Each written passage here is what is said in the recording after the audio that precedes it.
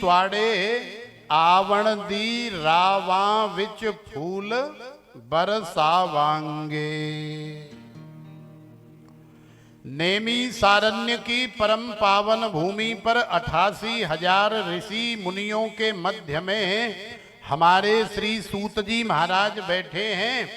वही भागवत की कथा कह रहे हैं और वही हमारे श्री सूत जी महाराज शिव पुराण की कथा कह रहे हैं। तो देखो, उत्तर प्रदेश के सीतापुर जिले के अंदर एक क्षेत्र है, एक अरण्य है, एक वन है, एक जंगल है जिसका नाम है नेमी सारण्य। तो नेमी सारण्य में भगवान की कोई भी कथा हो, वक्ता हैं हमारे श्री सूत जी महाराज और श्रोता हैं नेमी सारण्य में रहने वाले, अरण्य में रहने वाले वो हजारों ऋषि मुनि जिन्हें हम शौनकादि के नाम से जानते हैं, जिनकी संख्या है 88,000 ऋषि मुनि। भगवान की कोई भी कथा हो, सबसे पहले भगवान शिव के हृदय में ही आती है और भगवान शिव उस कथा का रसास्वादन करते हैं, आनंद लेते हैं और फिर संसार में परंपराकृत, ऐसे ही नहीं कि सीधा डायरेक्ट नहीं, परंपरा से। जैसे हमारे गुरुजी, अब ये कारषणी परंपरा, उदासीन परंपरा कहां से चली आ रही है? तो उदासीन परंपरा संतों की गुरु नानक देव जी महाराज से चली आ रही है, यदि कली काल में देखें तो। और यदि पीछे से देखें, अनादि काल से देखें, तो सनक, सनंदन, सनातन और सनत कुमार, ये जो 4 भाई हैं जिन्हें हम लोग सनकादि जी के नाम से जानते हैं, तो उदासीन पंथ या परंपरा सनत कुमारों से चली आ रही है। और यदि कली काल में देखें तो श्री गुरु नानक देव जी महाराज से उदासीन पंथ चला। अब बाद में फिर समय बदला तो हम सनातनी हिंदू बहन भाइयों से ही न जाने कितने धर्म कली काल में बदल बदल करके, कन्वर्ट हो करके, अब बाहर से कोई अमेरिका का, इंग्लैंड का, कनाडा का नहीं है यहाँ, वो सब हम लोग ही हैं जो पहले सनातनी थे, पहले हिंदू थे और फिर वही बाद में मुस्लिम बने, वही बाद में सिख बने, वही बाद में क्रिश्चियन बने, वही बाद में आगे आगे न जाने और क्या क्या धर्म बन रहे। तो गुरु नानक देव से संतों की उदासीन परंपरा चली और वही हमारे जगत गुरु आचार्य गुरु नानक देव जी के सुपुत्र, जिनका नाम है श्री चंद्र भगवान, जो हमारे भोले बाबा के शिवावतार ही इस संसार में कहलाए या शिव के अवतार के नाम से ही जाने जाते हैं। तो वहां से ये परंपरा चली आ रही है। अब कारषणियों की भी परंपरा है, जैसे हमारे गुरुजी के गुरुजी, फिर उनके गुरुजी, फिर उनके गुरुजी और फिर उनके गुरुजी। तो इसी तरह से अब 6-7 पीढ़ी तो चूंकि हमने पढ़ी है, देखी तो नहीं है, तो हमने जो पढ़ी है और अपने दादा गुरु, परदादा गुरु, परमेष्ठी गुरु, अब उनके चित्रपट भी देखे हैं, तो 5-6 पीढ़ियां तो हमें भी स्मरण है, याद है, लेकिन महाराज उनसे भी पहले से परंपरा चली आ रही है। तो ऐसे ही भगवान की कथा की भी परंपरा है कि भगवान की कथा जब भी संसार में आती है तो महाराज एक परंपरा के अनुसार ही आती है, बिना परंपरा के भगवान की कथा संसार में प्रकट नहीं होती। भगवान भोलेनाथ जो अमर कथा, जो भागवत कथा मैया पार्वती को श्रवण करा रहे हैं, वही अमर कथा है, वही भागवत कथा है। तो सबसे पहले भोले बाबा के पास आई। तो यहां नैमिषारण्य में जो शिव पुराण की कथा सुनाई जा रही है, सूत जी महाराज जो कह रहे हैं, वो भी सबसे पहले हमारे भोले बाबा के हृदय में ही आई। और हमारे भोले बाबा ने पहले तो उस कथा का स्वयं रस लिया, स्वयं आनंद लिया। मैया गौरा को भी श्रवण कराया, मैया पार्वती को भी सुनाया, और वाके बाद में फिर परंपरा आगे बढ़ाने के लिए सबसे पहले भोले बाबा ने शिव पुराण की कथा नंदी जी महाराज को सुनाई। लेकिन नंदी जी महाराज को जब शिव कथा सुनाई थी तो वास्तव में ही वो महापुराण सुनाया था। महा का मतलब है कि अनंत, जिसका कोई अंत नहीं है। जैसे कह दिया कि पुरुष, तो पुरुष तो हम लोग समझ ही जाते हैं कि हम लोग पुरुष हैं, लेकिन किसी ने कह दिया महापुरुष।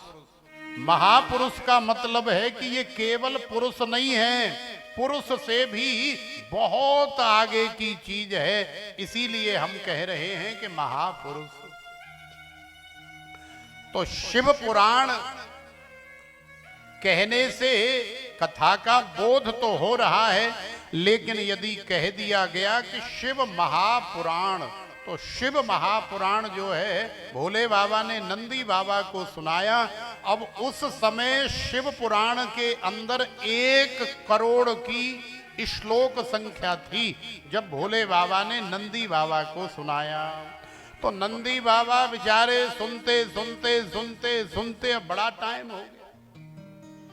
तो नंदी बाबा ने अब सुन तो लिया, अब जैसे तुम सुन रहे हो। अब जब तक हम बंद नहीं करेंगे, आरती नहीं करेंगे, तब तक अब सुनना ही पड़ेगा। तो नंदी बाबा ने सुन तो लिया, लेकिन सुनने के बाद, कथा होने के बाद भैया बड़े चिरकाल तक चली। अब ये तो हम केवल 7 दिन सुनने के लिए बैठे हैं, लेकिन भगवान जब शिव सुना रहे थे तो नंदी बाबा ने तो न जाने कितने लाखों वर्षों तक सुना। और सुनने के बाद फिर नंदी बाबा को लगा कि यार थोड़ा मामला महा है, महा माने बड़ा है। तो यदि थोड़ा सा संक्षिप्त कर दिया जाए, माने सार निकाल लिया जाए, तो ज्यादा अच्छा रहेगा। और वैसे भी आने वाले समय में लोगों के पास इतना समय रहेगा नहीं। तो नंदी बाबा ने भोले बाबा से प्रार्थना करी, तो भोले बाबा समझ गए, मुस्कुराए और कहने लगे अच्छा ये बात है तो ठीक है, कोई बात नहीं। भोले बाबा ने शिव पुराण को 1 करोड़ श्लोक होने के बाद उसे संक्षिप्त कर दिया, और फिर वही शिव पुराण 1 लाख श्लोकों वाला हो गया।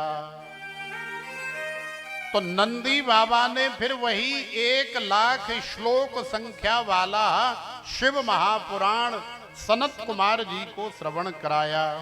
देखो सनत कुमार जी की आज हम लोग झांकी का भी दर्शन करेंगे। सनत कुमार जी का जीवन क्या है? सनत कुमार जी का जीवन है कथा मात्रैक जीविनः। वो अहरनिश भगवान की कथा सुनते और कहते रहते हैं। 4 भाई हैं, कहीं भी जंगल में गुफा में बैठ जाएंगे। एक भैया व्यास गादी पर बैठ जाता है, 3 भैया नीचे बैठ जाते हैं। और जब वो कहते कहते या 7 दिन उसने कह ली, या 9 दिन या 11 दिन उसने कह ली, और वाके बाद फिर वो नीचे बैठ के सुन रहा है। और वो जो पहले नीचे 3 बैठे थे उनमें से एक व्यास बन गया। अब फिर वो श्रोता बन गया और फिर दूसरा व्यास बन गया। तो 4 भाई कथा कहने वाले हैं और 4 भाई कथा सुनने वाले हैं। इसीलिए सनकादि जी महाराज का जीवन है कथा मात्रैक जीविनः। आज हम सनकादि जी महाराज का दर्शन भी करेंगे। जरा व्याधि से भी मुक्त हैं। देखो हम लोगों के साथ हान लाभ जीवन मरण यश अपयश विधि हाथ, ये सब चलता रहता है। हम लोग बार बार मरते हैं, बार बार हम लोग जन्म लेते हैं। हमारे जीवन में दुख भी आता है, सुख भी आता है और कई बार आनंद की अनुभूति भी होती। लेकिन सनकादि जी महाराज का जीवन जो है जरा व्याधि से मुक्त है। सनकादि जी महाराज की उम्र केवल 5 वर्ष की ही रहती है, उससे आगे बढ़ती नहीं, क्योंकि उससे आगे उम्र बढ़ेगी, शरीर बढ़ेगा तो फिर उसमें विकार भी आ जाएंगे। इसलिए सनकादि जी महाराज की उम्र केवल 5 वर्ष की ही रहती है, आगे जाती नहीं। तो समस्त विकारों से, कौन कौन से विकारों से?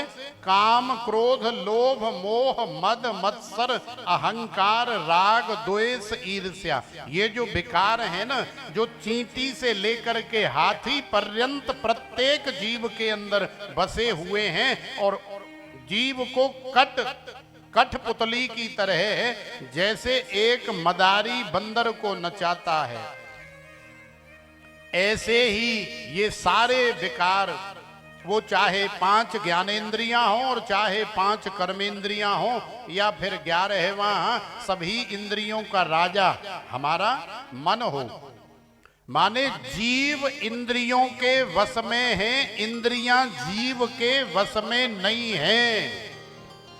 जीव या प्राणी मन के वश में है, मन जीव या प्राणी के वश में नहीं है। तो ये सारे विकार सनकादि जी महाराज के अंदर नहीं है। तो सनकादि जी महाराज ने सुना, लेकिन सनकादि जी महाराज ने फिर आगे उस प्रसादी को, उस ज्योति को, उस कथा को आगे बढ़ाया। देखो, भगवान का कोई भी प्रसाद यदि हमें मिल जाए तो ऐसा नहीं है कि वो कोई पेट भरने के लिए है या पूरा रजने के लिए है, नहीं। भगवान के प्रसाद का यदि एक कण भी हमारे पेट में पधार जाए तो वो भी उतना ही काम करता है जितना दूसरे ने पेट भर के खाया है।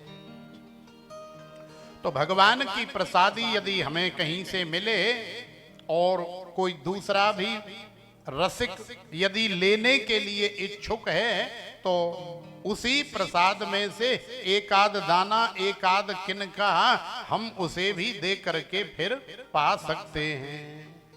तो सनकादि जी महाराज ने नंदी जी के द्वारा दी गई कृपा प्रसादी आगे बढ़ाई। तो सनकादि जी महाराज को भी लगा यार मामला थोड़ा सा लंबा है, थोड़ा बड़ा है।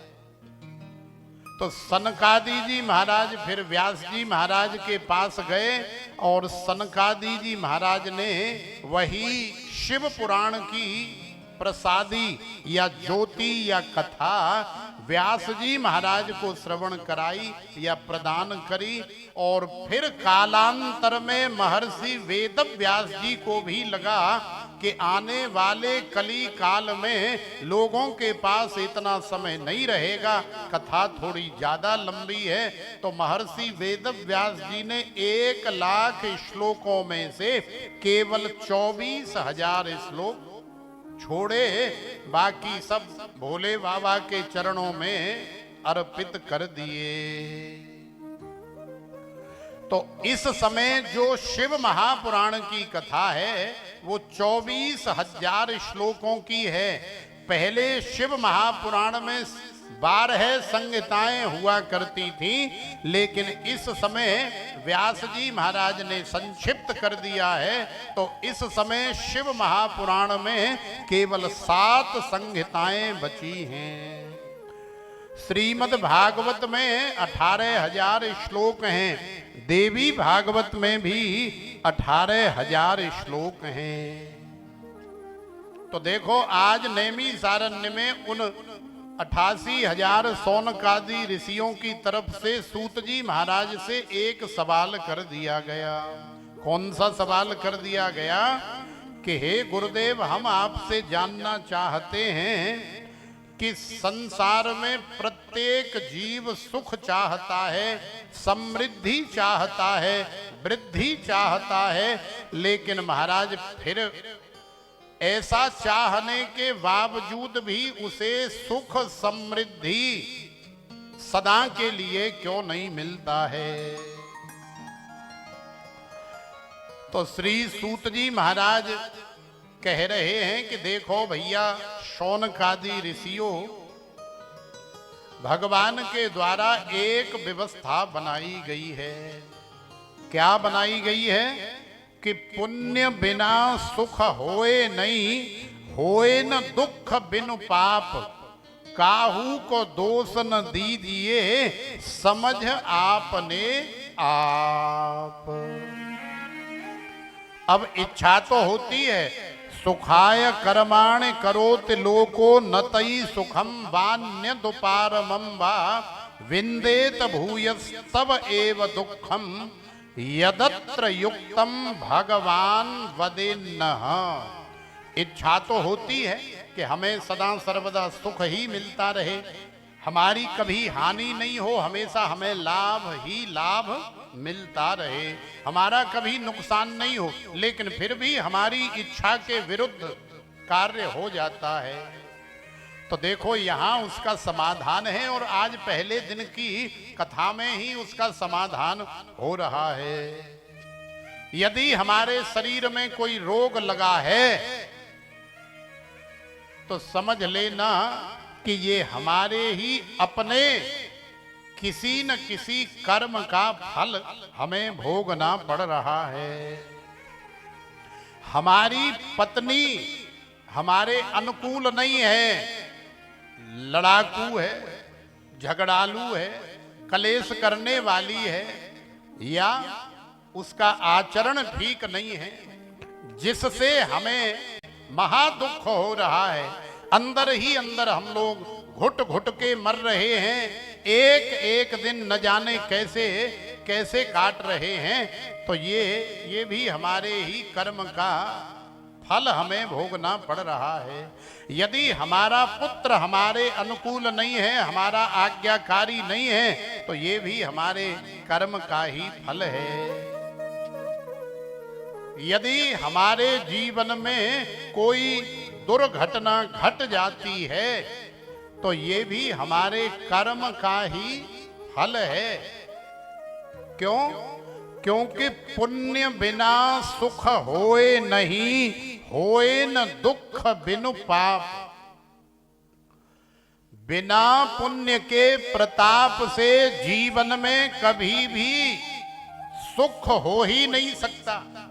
यदि किसी के जीवन में हमें सुख दिखाई दे रहा है, किसी की बहुत बड़ी कोठी, बंगला, घर, मकान, दुकान, गाड़ी, घोड़ा दिखाई दे रहा है, तो भले ही तुम्हारी आंखों के सामने आज वो पुण्य नहीं कर रहा है, लेकिन भैया पुण्य की कमाई करके आया हुआ है। क्योंकि शास्त्र का और इस प्रकृति का ये नियम है, सिद्धांत है कि पुण्य बिना सुख होए नहीं। तो जब पुण्य के बिना सुख हो ही नहीं सकता, पुण्य के बिना जब समृद्धि या वृद्धि हो ही नहीं सकती, तो महाराज कैसे संभव है। और यदि कोई दुख पा रहा है, यदि कोई छटपटा रहा है, यदि कोई तड़प रहा है, तो भले ही उसने इस जीवन में पाप जान करके या बिना जान करके नहीं किया है, लेकिन महाराज पूर्व जन्म में अवश्य ही उससे कोई न कोई ऐसा पाप, कोई न कोई ऐसा कर्म अवश्य बन गया है, जिसका फल वो आज इस समय भोग रहा है। इसलिए जीवन में सुख है तो भी आपके पुण्य का ही प्रताप है, और जीवन में यदि कलेश है, दुख है, हानि है, तो ये भी आपके ही अपने कर्म का फल है। इसलिए हमें काहू को दोष न दीजिए, समझ आपने आप। यदि हमें लाभ हो गया तो ये भी हमारे कर्म का ही फल है। ये भी हमें भगवान का धन्यवाद करना चाहिए। और यदि हमारी हानि हो गई है तो ये भी हमारे कर्म का ही फल है, तो भी हमें भगवान का थैंक यू करना चाहिए और भगवान से कहना चाहिए कि हे प्रभु, अब जैसी आपकी इच्छा, क्योंकि भगवान की इच्छा में ही राजी रहने में फायदा है। हम तो राजी हैं उसी में जिसमें तेरी रजा है। क्यों? क्योंकि सब है नचावत राम गुसाही, नाचहे नर मर कटकी नाही। तो भगवान शिव की माया से ही विमोहित होकर के ये सारा संसार, सारा ब्रह्मांड नाच रहा है और हम लोग इसमें नाच रहे हैं। इसलिए भगवान शिव के चरणों में अपने आप को समर्पित कर दो, सरेंडर कर दो। भगवान शिव से कहो कि हे प्रभु, अब जाने अनजाने में या पूर्व जन्मों में हमसे जो भी अघ बन गए हैं, जो भी पाप हो गए हैं, आप हमें क्षमा दान दें। हे प्रभु, आगे जीवन में हम प्रयास करेंगे कि हमारे इस शरीर से और कोई पाप न बने। तो देखो, संसार में कर्म प्रधान विश्व रच राखा, जो जस कर सो तस फल चाखा। कोउन काउन सुख दुख करे दाता, निज कृत कर्म भोग सब भ्राता। अच्छा चलो, राम जी को ही देख लो। हमारे राम जी कितने भाई हैं? राम, लक्ष्मण, भरत और शत्रुघ्न, 4 भाई हैं। चारों भाइयों के जीवन में सुख दुख अलग अलग है कि नहीं? भाई, राम जी वन में चले गए, सीता मैया वन में चली गई, लक्ष्मण जी भी जिद करके चले गए। भरत जी का जीवन अलग है। राजगादी मिलते हुए भी राजगादी पर नहीं बैठे, सुख नहीं लिया। राज्य से दूर जाकर के जमीन में गुफा गड्ढा खोद करके राम जी के आने तक पूरे 14 वर्ष तक महाराज राम जी की चरण पादुका लेकर के भूखे प्यासे भरत जी। अब कैकेयी ने कहीं सोचा था कि मेरे बेटा भरत के साथ ऐसा रहेगा कि राम जी को मैं वन में भेज रही हूं? तो कैकेयी ने तो ये सोचा था कि मेरा बेटा राजगादी पर बैठेगा, महाराज बनेगा और मैं महाराज की माता, माने मैं राजमाता बनूंगी और सारे संसार में मेरा ही डंका, मेरी ही तूती बोलेगी। तो कैकेयी ने तो महाराज कुछ और ही सोचा था। लेकिन राम जी के जाने के बाद भरत जी महाराज 14 वर्ष तक एक गड्ढे में, एक गुफा में पड़े रहे। तो कैकेयी ने जो सोचा था वैसा कुछ भी तो नहीं हुआ। तो राम जी का जीवन अलग है। राम जी के जीवन में जो सुख दुख हैं वो अलग हैं। लक्ष्मण जी का भी अलग है, सीता मैया का भी अलग है। अरे विदेह राज जनक की पुत्री, विदेह राज जनक जी महाराज सर्व सामर्थ्यवान हैं।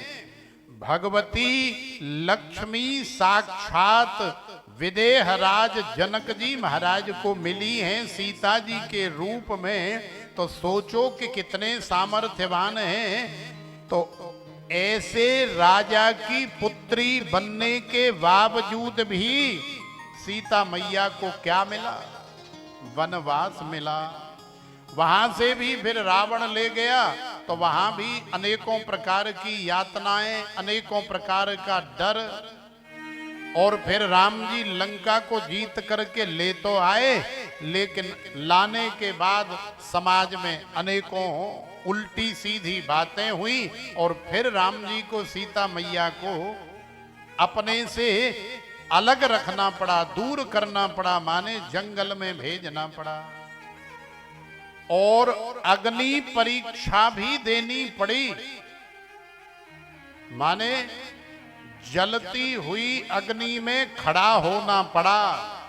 देखो जो सती माता बहन होती है ना, जो पतिव्रता नारी होती है, सच्चाई से ईमानदारी से, वो यदि अग्नि में भी खड़ी हो जाए, जिसने साक्षात में क्या, जिसने कभी सपने में भी अपने पति के अलावा किसी दूसरे पुरुष का दर्शन नहीं किया, कभी बात नहीं की, उसने जीवन में अपने पति को ही परमेश्वर समझा, उसने अपने पति को ही गुरु समझा, ब्रह्मा समझा, विष्णु समझा, भगवान महेश समझा, तो ऐसी पतिव्रता, ऐसी सती माता बहन में इतनी सामर्थ्य होती है, इतनी शक्ति होती है कि जलती हुई अग्नि में भी खड़ी हो जाए। तो अग्नि की सामर्थ्य नहीं है कि अग्नि उसे जला सके। तो सीता मैया की अग्नि परीक्षा हुई और उस जलती हुई अग्नि में जब सीता मैया खड़ी हो गई, सारे अयोध्या वासी नर नारियों के सामने जब सीता मैया का बाल बांका भी अग्नि नहीं कर पाई, तो महाराज राम जी को बड़ा कष्ट हुआ, राम जी को बड़ी वेदना हुई कि मैंने सब कुछ जानते हुए, मानते हुए,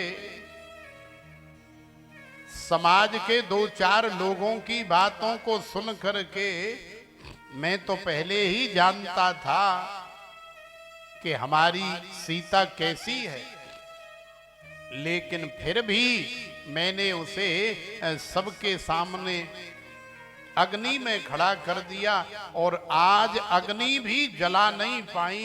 तो राम जी ने कहा कि हे सीते, मुझे क्षमा कर देना। अब सारे संसार ने, सारे समाज ने तुम्हारी परीक्षा देख ली है, अग्नि परीक्षा, लेकिन सीता मैया ने कहा कि नहीं प्रभु, अब बस बहुत हो गया, अब मैं इस अवध में, इस संसार में, इस दुनिया में अब नहीं रहना चाहती। तो अग्नि परीक्षा देने के बाद, सारे संसार को ये दिखाने के बाद कि नारी के सतीत्व में, नारी के पाति व्रत में कितनी सामर्थ्य होती है कि उसे अग्नि भी नहीं जला सकती, पानी सुखा नहीं सकता है, कोई भी अस्त्र शस्त्र उस पर चलाया जाए वो उसे काट नहीं सकता है। तो फिर सीता मैया राम जी के पास सिंहासन पर बैठने के लिए आई नहीं, धरती मैया जो सीता मैया की माता हैं, जिनके अंदर से सीता मैया प्रकट हुई, धरती मैया का आवाहन किया, धरती मैया प्रकट हुई और सीता मैया ने कहा कि माँ, अब मैं इस संसार में नाक तक झिक गई हूं, अब आप मुझे अपनी गोदी में बिठा करके अपने घर ले चलिए। तो राम जी बहुत दुखी हुए, बहुत लज्जित भी हुए, हजारों लाखों प्रार्थनाएं भी करी सीता मैया को रोकने की, लेकिन सीता मैया रुकी नहीं। राम जी को वहां आवेश भी हुआ। राम जी ने कहा कि यदि मेरी सीता मुझे छोड़ करके जाएगी तो मैं इस ब्रह्मांड को ही नष्ट कर दूंगा, रहने नहीं दूंगा। राम जी ने इस ब्रह्मांड को नष्ट करने के लिए अपने धनुष पर बाण का अनुसंधान भी किया, लेकिन वशिष्ठ जी महाराज ने और बड़े बड़े महापुरुषों ने राम जी का कोप शांत किया, राम जी को समझाया कि हे प्रभु, आप पूर्ण ब्रह्म परम पिता परमेश्वर परमात्मा होते हुए भी आप अपनी ही माया में ऐसे मोहित हो गए कि आपने ही तो ये सारी दुनिया सारा ब्रह्मांड बनाया है और आप इसे नष्ट करने लगे हैं। अरे महाराज, आप अपनी ही लीला में ऐसे खो गए। तो कहने का भाव है कि राम जी से लेकर के भगवान शिव से लेकर के भगवान कृष्ण से लेकर के इस ब्रह्मांड में जो कुछ भी है भैया, कर्म की गति बड़ी गहन है। कर्म का फल हमें अवश्य ही भोगने को मिलता है। इसीलिए कहते हैं कि कोई बात नहीं बेटा, तुझे तेरे कर्म का फल अवश्य मिलेगा। यदि कोई अच्छा करेगा तो अच्छा मिलेगा, यदि कोई बुरा करेगा तो उसे बुरा भी भोगने को मिलेगा। तो अवश्यमेव भोक्तव्यम कृतम कर्म शुभाशुभम। तो शौनकादि ऋषियों को हमारे श्री सूत जी महाराज ने संसार में जो भी सुख दुख है इसे हमारे ही कर्म का फल बताया और आगे कहा कि यदि तुम चाहते हो कि तुम्हारे जीवन में सदा सर्वदा सुख रहे तो उसका एकमात्र उपाय है शिव महापुराण की कथा। तो शिव महापुराण की कथा यदि हम लोग कहें या सुने या कराएं तो निश्चित ही हमारे अनंत जन्मों के पापों का नाश करने वाली है शिव महापुराण की कथा। और शिव महापुराण की कथा जब हमारे जीवन में आ जाती है तो फिर भैया आगे जीवन में सुख ही सुख आता है।